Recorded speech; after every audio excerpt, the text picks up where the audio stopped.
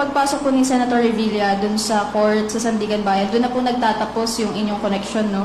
But do you plan to visit him, sir, in the Quezon City Jail? Again, sabi ko naman, this is my last gesture of friendship to you. Dadalhin ka din dito habang hindi ka pa arin. So, pag sir no warrant, nag-surrender siya, sabi ko ako na maghahatid sa'yo. As far as it goes, hindi na muli pag-uusap na.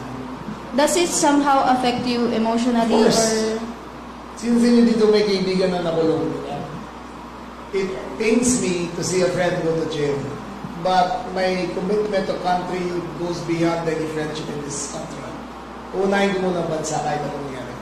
thank you, sir. Pareho na rin yan kay Speaker Martin Romualdez. Was very close to me in college. Fraternity brothers kami. But my brother and I, pareho kami, lahat kami sa isang fraternity.